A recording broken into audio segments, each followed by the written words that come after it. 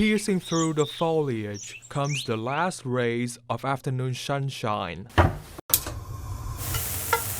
These firefighters have to delay their dinner.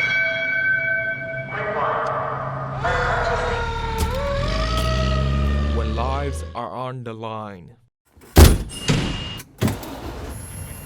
You never know when it's going to happen every time the bell goes out. From the back of the firehouse, they rush to the front line of incidents, many difficult to bear. I had two shifts with 2 pediatric drownings, back to back.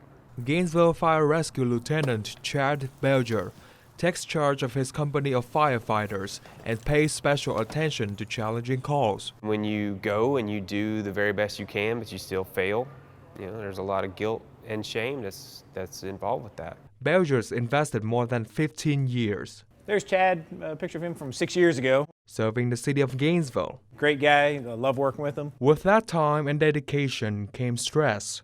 2.5 years ago, he hit rock bottom as a self-proclaimed alcoholic. My life was unmanageable. I completely isolated myself. I wasn't able to come to work. Accidents or house fires involving children still bother him, the way they burdened Lieutenant Jeff Jemison of Fire Station 3. The calls that stick out in my mind was a 2-month-old with the exact same birth date as my daughter.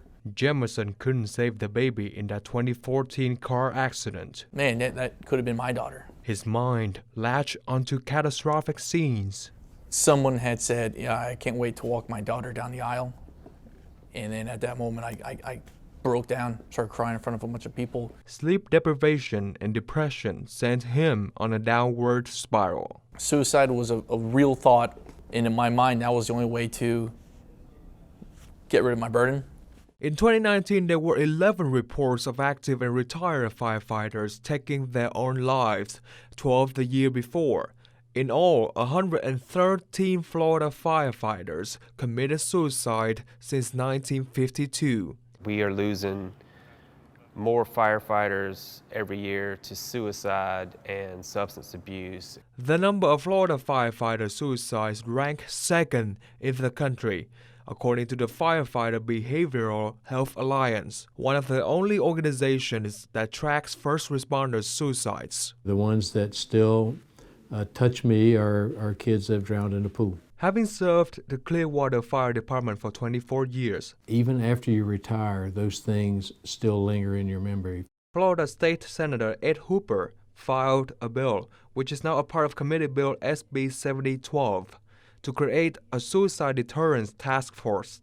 The task force brings together first responder organizations like the Florida Police Chiefs and the Fire Chiefs Associations to recommend changes to tackle this alarming trend. We want it to be a task force made up of people that deal with this every day, come up with at least a plan. Peer counseling could be an option, already credited with saving lives in Florida fire departments using this technique. As more firefighters are trained to be peer counselors, they can spot troubles early. The more people that tell their stories, the more positive outcomes that come with that, and people realize that to get rid of the stigma.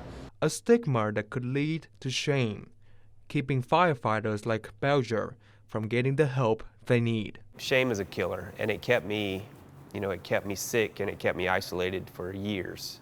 When I finally just sort of out of desperation just had to start talking about what was going on with me. He says his life changed since he opened up about his story.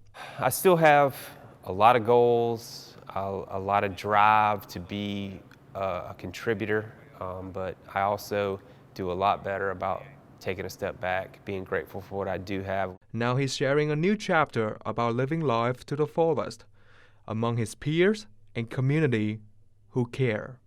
Kwame Well, WUFT News.